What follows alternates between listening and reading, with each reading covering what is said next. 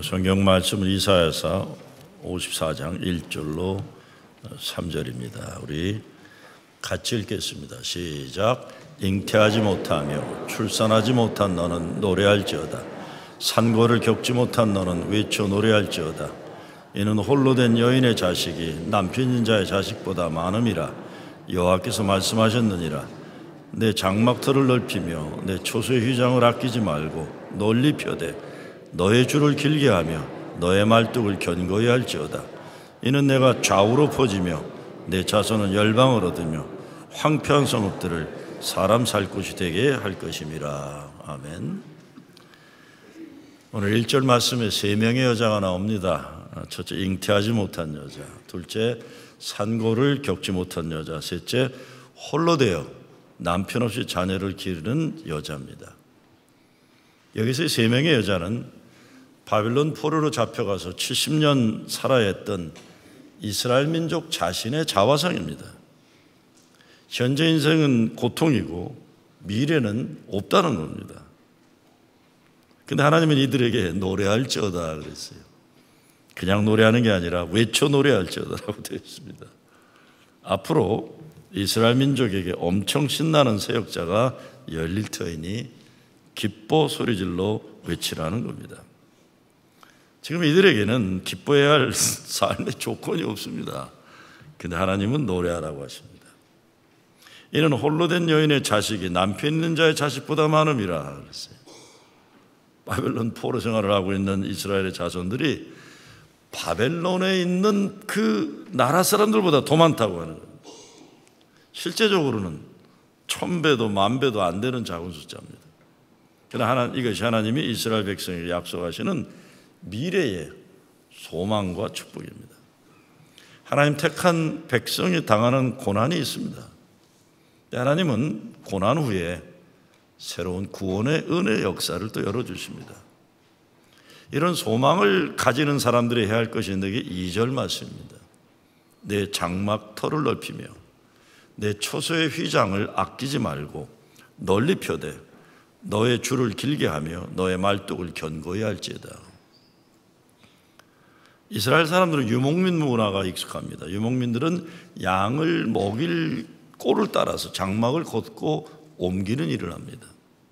넉넉하게 풀이 있는 곳을 만나면 거기다 장막을 칩니다. 그런데 장막의 털을 작게 잡을 때는 오래 머무르기 어려운 조금 있다 떠나야 되는 그런 장소를 얘기합니다. 그래서 장막의 털을 작게 잡으면 장막을 작게 칠 수밖에 없는 겁니다. 그런데 장막의 털을 넓게 하라. 70년 포로 생활을 통해서 이스라엘 백성들 마음과 생각이 오그라져 버렸어요. 생각도 좁쌀같아졌고 마음 씀씀이가 새가슴처럼 돼버린 겁니다. 그러니까 뭐를 해도 작은 생각, 좁은 마음, 찌질한 인생 사는 겁니다. 이들에게 하나님이 장막의 털을 넓혀라 하시는 겁니다. 근데 선교의 아버지라 일컫는 윌리엄 캐리가 하나님으로부터 위대한 일을 기대하라, 하나님을 위해 위대한 일을 시도하라는 유명한 말을 한 것이 바로 이사야서 말씀 가지고 설교한 내용 가운데 있는 겁니다. 그는 새 구두도 아니고 헌 구두를 고치는 사람이었어요. 학교를 제대로 다닌 사람이 아니다. 그런데 윌리엄 캐리가 성경 한 권을 가지고 나이 32살 때 인도로 갑니다. 인도는 언어가 40여 개가 넘는다고 하는데 학교 공부를 제대로 하지 않았던 그가 선교를 위해 웬만한 언어를 다 배워갑니다. 결국 40여 년 인도 선교사로 있으면서 벵갈리로 성경 전체를 번역해냅니다. 성경 말씀을 듣고 믿고 그렇게 살았을 때 그 자신의 장막의 터만 넓어진 게 아니라 다른 사람에게 복음을 전파하는 장막들을 넓힌 겁니다. 하나님이 선지자 이사야를 통해서 이스라엘의 현실은 소망이 없어 보이지만 그들에게 장차 큰 계획과 목적을 가지고 장막터를 넓히라고 명령하고 계십니다. 사람이 오랜 세월 힘들게 살다 보면, 기죽어 살다 보면 마음과 생각이 작아집니다. 자라보고 놀란 가슴, 소뚜껑 보고도 놀라는 것이고 무슨 말을 들어도 기죽고 때로 스스로 쫄아들어 버리기도 해요. 하나님은 70년이란 완전한 숫자의 오랜 세월을 포로로 살아온 그 민족에게 장막의 틀을 넓혀라 하고 계세요. 꿈을 꿀 수 없었던 민족에게 꿈을 주시는 겁니다. 하나님 거룩한 택한 백성 되고 이방의 빛이 되는 민족의 꿈이에요. 노예 400여 년, 광야 40년 거쳐 약속의 땅 가나안으로 들어가게 하신 것 꿈입니다. 이것도 이스라엘 백성들은 오랜 포로 생활을 하다가 보니까 하나님이 택한 민족이라는 선민 의식은 말할 것도 없고 하나님 역사에 부름받은 소명도 다 잊어버린 겁니다. 이들의 관심은 하루하루 버텨내는 거예요. 눈치 보는 거예요. 수단 방법 가리지 않고 생존하는 겁니다. 그런데 이들에게 하나님은 앞으로 많은 사람들이 너희의 장막 안에 들어와 함께 살아갈 것이니까 장막의 틀을 넓히라. 지금은 포로된 민족이지만 앞으로 이방인의 빛이 되어서 구원 역사의 주역이 될 민족이라는 것을 상기시켜 주는 겁니다. 꿈을 꾸기 어려운 현실에서 하나님은 꿈을 주십니다. 인간의 한계의 능력의 한계의 때에 성령이 역사하시는 것과 같은 거예요. 오랜 세월 바벨론 포로 생활을 하고 있던 이스라엘 백성들이 고향 땅으로 돌아왔을 때 하나님은 그들에게 무너진 성벽을 재건하는 사명을 주시는 겁니다. 우리 교인들도 여러분의 가정도 보면 무너진 것들을 다시 세워가는 과제로 힘든 분들 계십니다.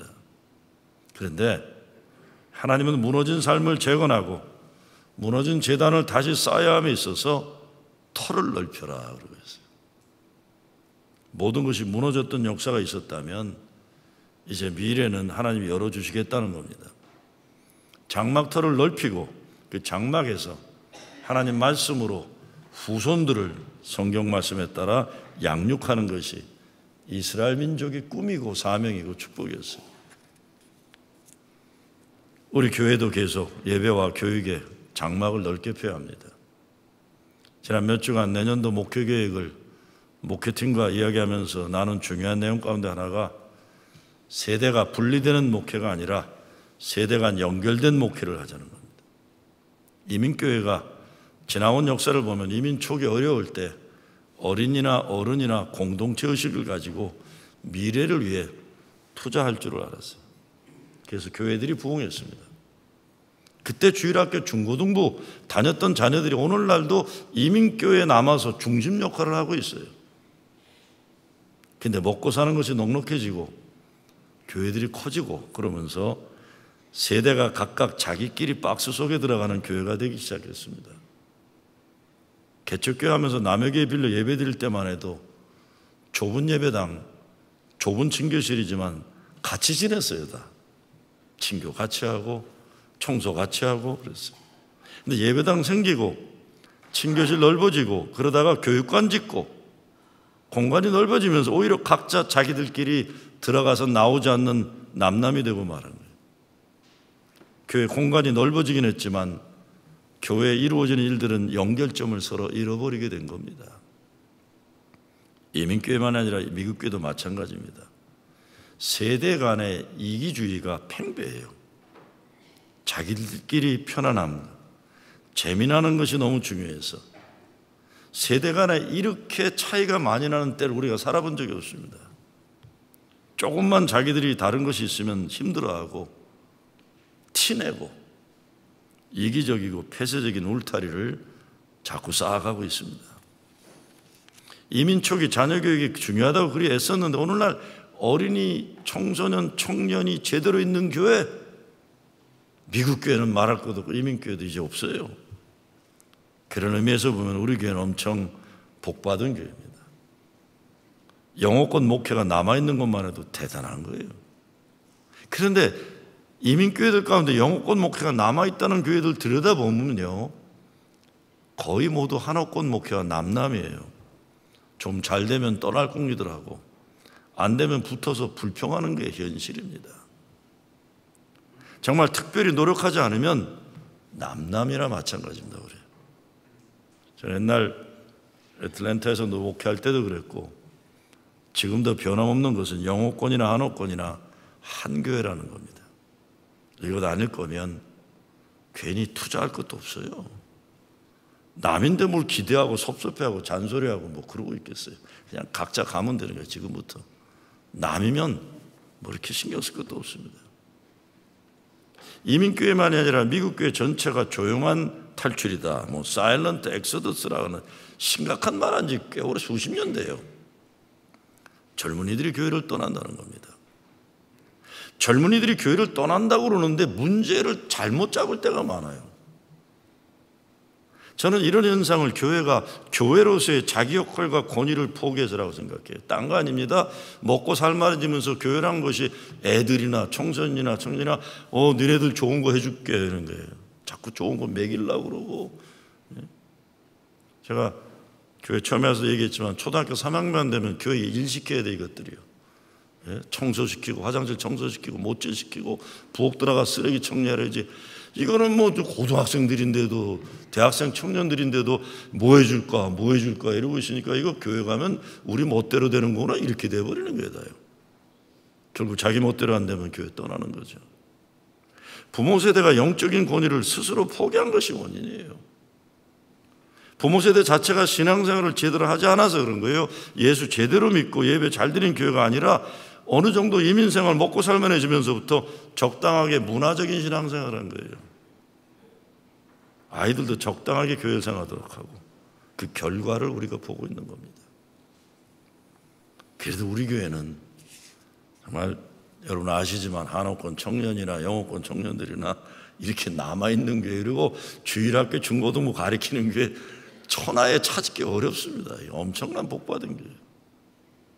창세기 26장에 보면 이스라엘 사람들을 미워한 블레셋 사람들이 생활의 터전인 우물을 메꿔요. 자꾸 메꿔요. 괴롭히는 거예요. 그때 이삭이 우물을 파는데 아버지 아브라함이 팠던 우물을 다시 파요.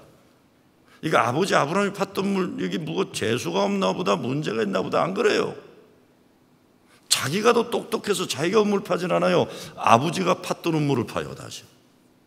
그리고는 그 우물에 이름을 붙이는데 아버지가 불렀던 이름으로 불렀다고 되어 있습니다. 28장 16절에 18절.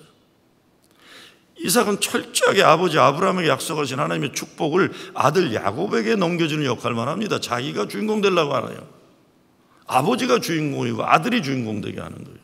축복의 연결자로서 우물을 파고 연결하는 역할만 하는 거예요.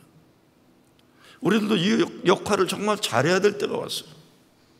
신앙이라는 것이요 자꾸 앞으로 새롭게만 나가는 것 아닙니다. 젊은 사람들이 하는 게 좋은 거라는 전제를 우리가 버려야 돼요. 과거에 함께 하신 하나님 그 은혜와 축복을 새로운 세대들에게 연결시켜준 거고 과거 속에서 미래를 찾는 거지. 신앙은 자꾸 우리는 뭐 잘못한 거 없고 젊은 애들이 하는 게 잘하는 거 없고 이거 정신 번쩍 차려야 됩니다. 애들도 버릇 나빠지고 어른들은 바보 되는 거예요. 더 이상 속지 말아야 돼요.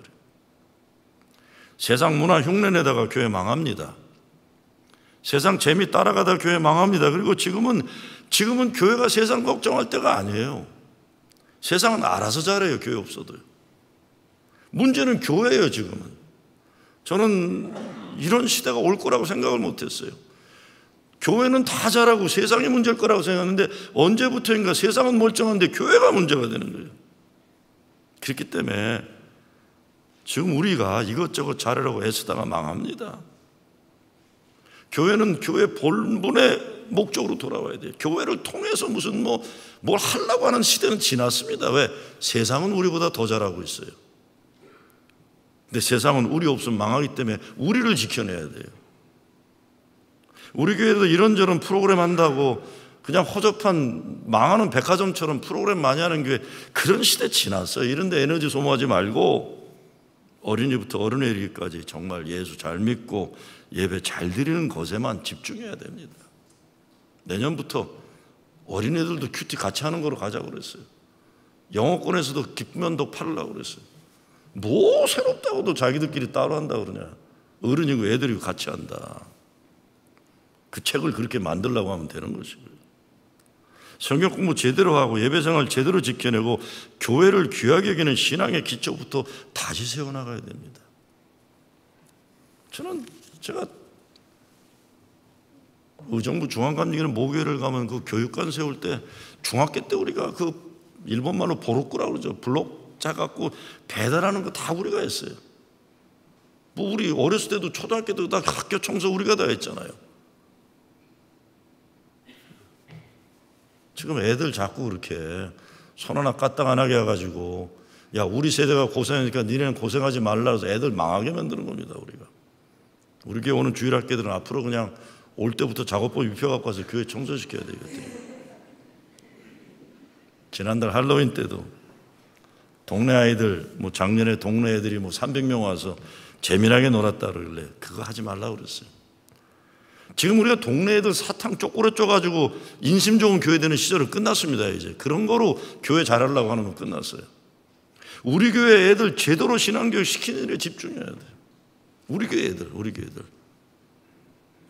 주기도문 왜라고 그러고 사도신경 왜라고 그러고 십계명 왜라고 그러고 성경 암송시키고 여기 집중해야지. 뭔 놈의 쪼꼬레타고 설탕 줘가지고 애들 인기 끌려고 그래요.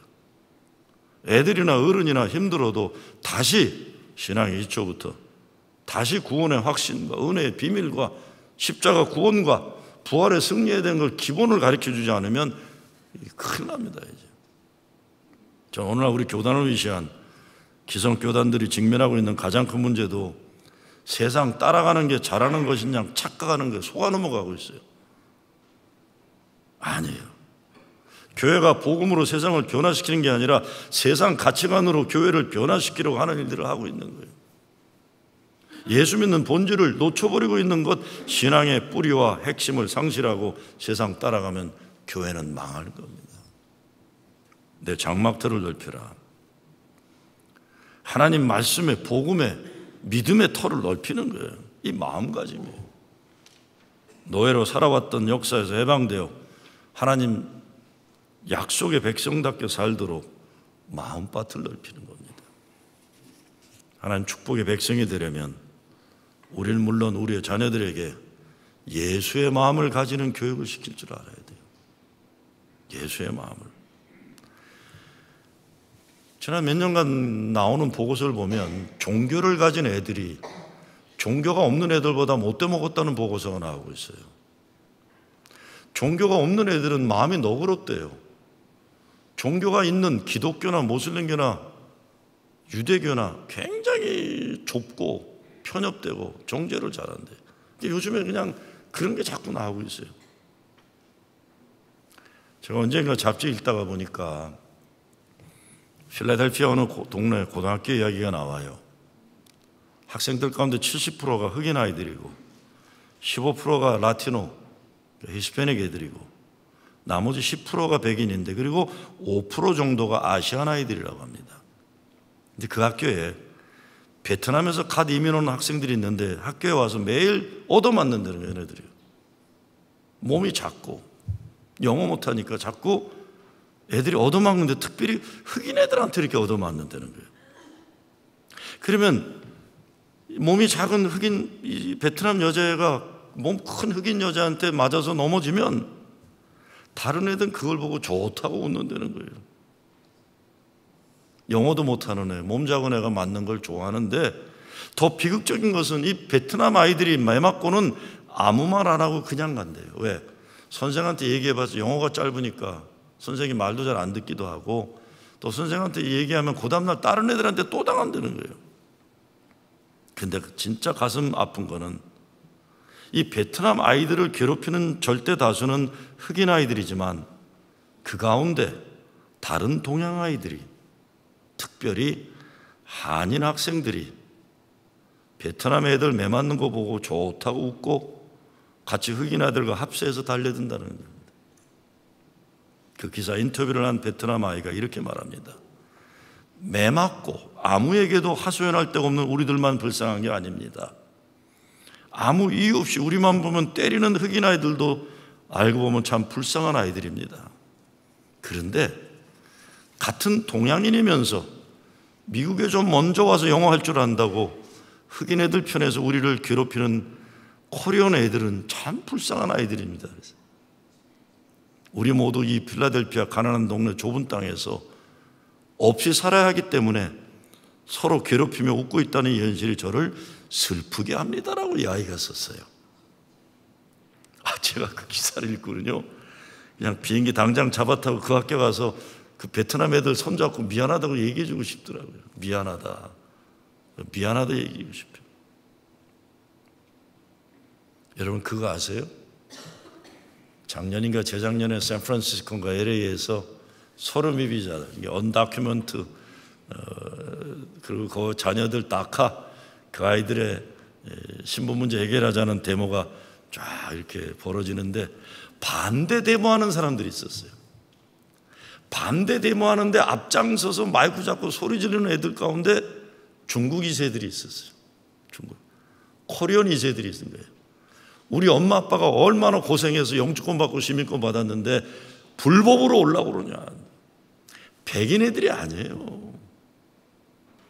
백인 애들이 아니에요. 중국인 2세와 한국인 2세들이 앞장서 가지고 미국 시민 되는 거 쉽게 해주면 안 된다고 난리친 거예요. 마음밭이 넓어져야 황폐한 성읍의 사람들이 살아날 수 있는 건데, 교회란 것도 축복의 지경이 확장돼야 되는데 그렇게 되지 못할 때 황폐한 성읍을 만들고 마는 거라는 겁니다. 여러분, 제가 살았던, 대부분의 여러분이 살았던 대한민국 좁은 땅이면서 분단되어 있기 때문에 생각과 마음도 좁아지기 참 쉬운, 우리는 위험을 가지고 살아가요.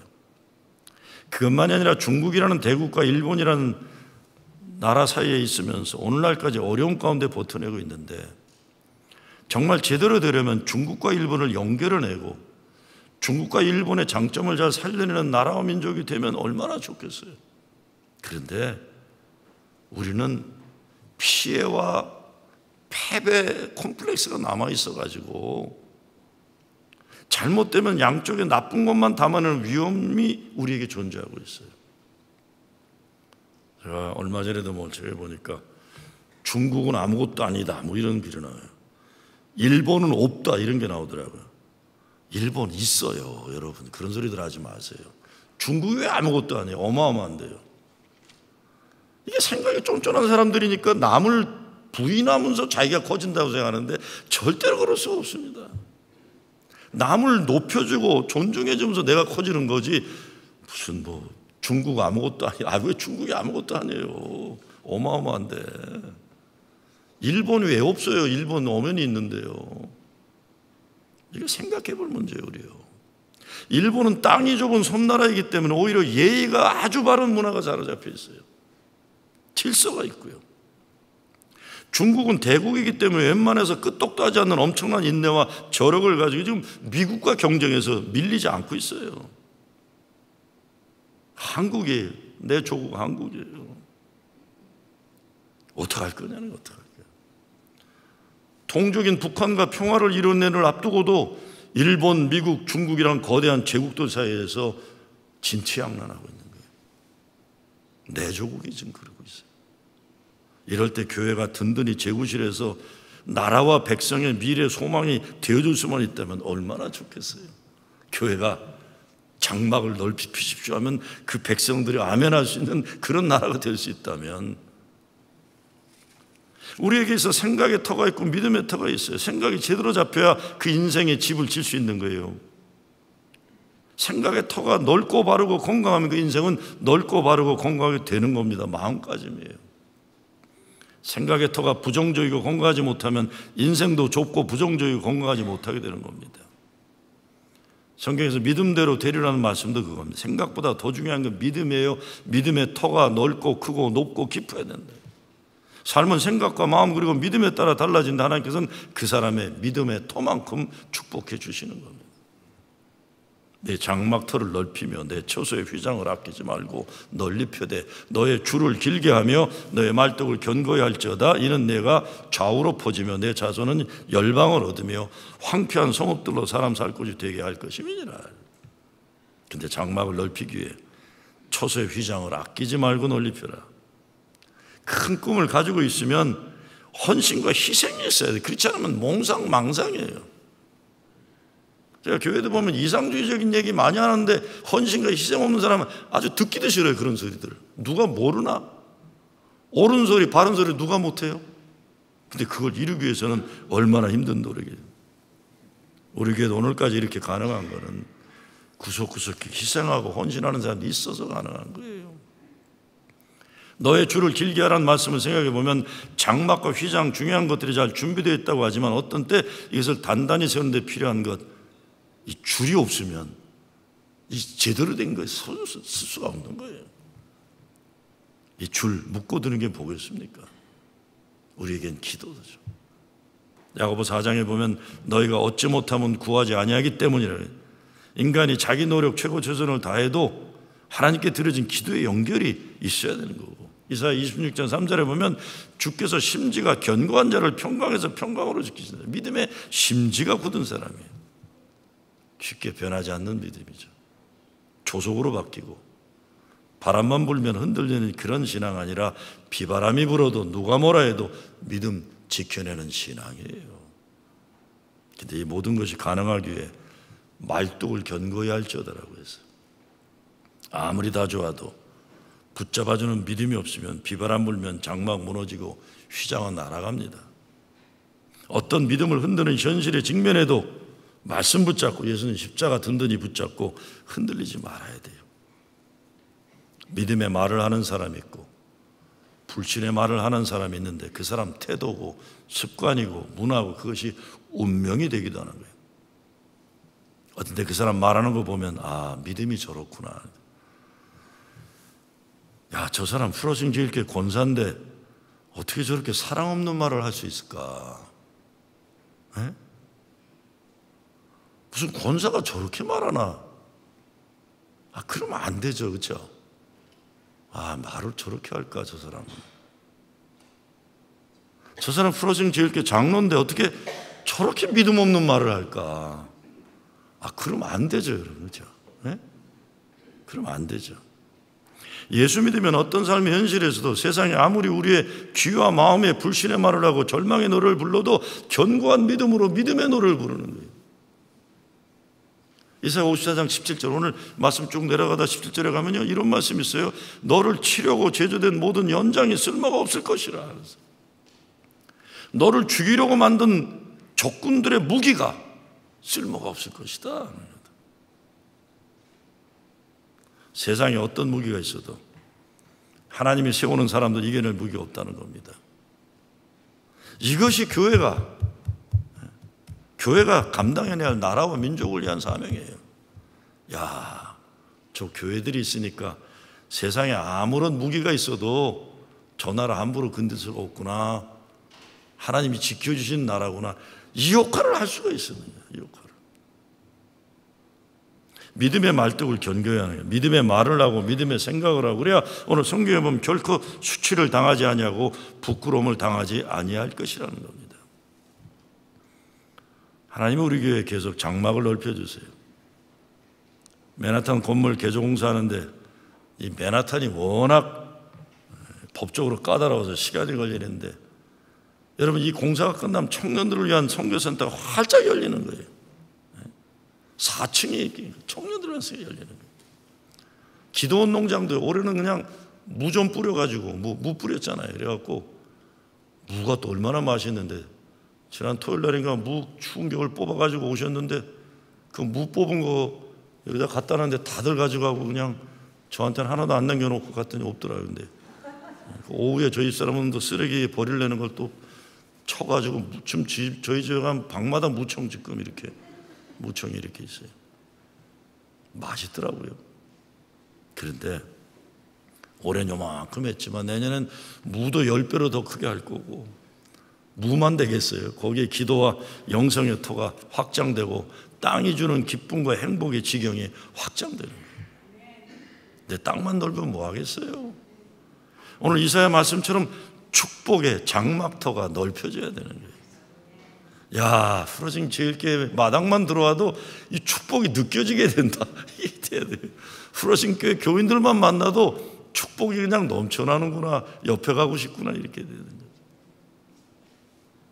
우리 교회 맨하탄 선교센터, 기도원 농장, 본관, 개조공사 100만 불 특별 헌금한다고 했는데 3개월간 한다. 왜? 우리 교회 상황이 그게 그렇게 어려운 금액이 아니기 때문에 3개월 한다고 그러고 말았어요. 그렇지만 계속 경기가 어렵기도 하고 연말이기에 제가 헌금 강조를 좀 하라고 이제 교회 리더들이 저한테 얘기하다. 헌금 강조를 하셔야 됩니다.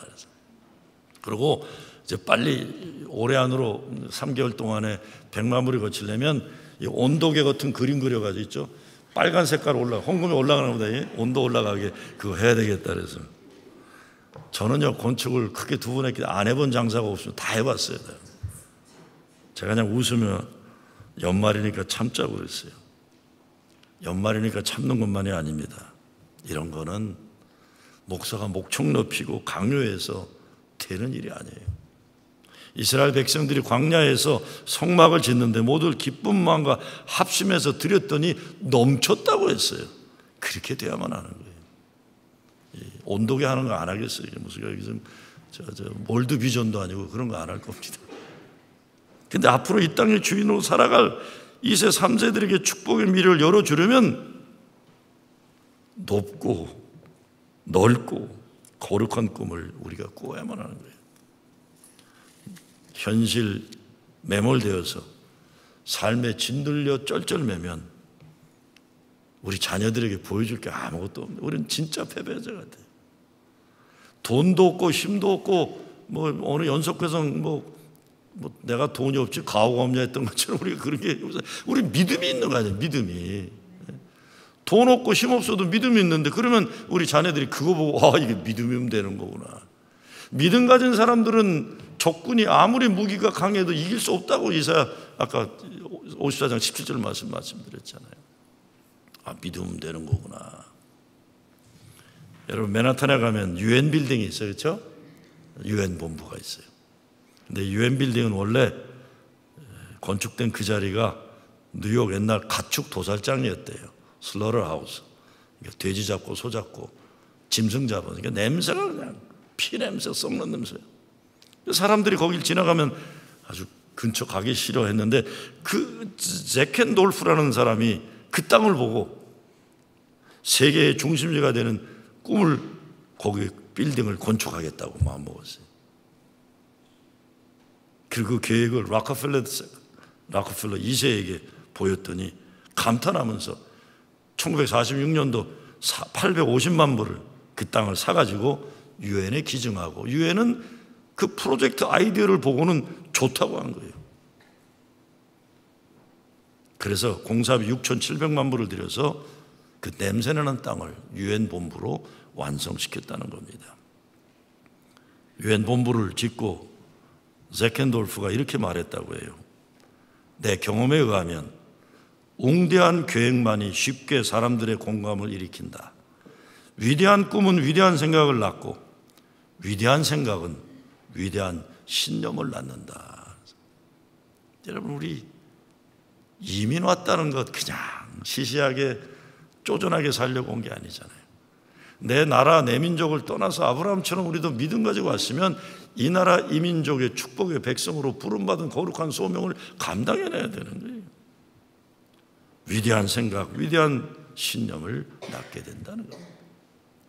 하나님 오늘 우리에게도 장막터를 넓히고 처소의 휘장을 아끼지 않고 널리 펴고 길게 하고 말도 견고히 하라고 했어요. 내 장막의 터를 넓혀라. 이 거룩한 사명 믿음으로 잘 감당하는 여러분 되시길 주의 이름으로 축원합니다.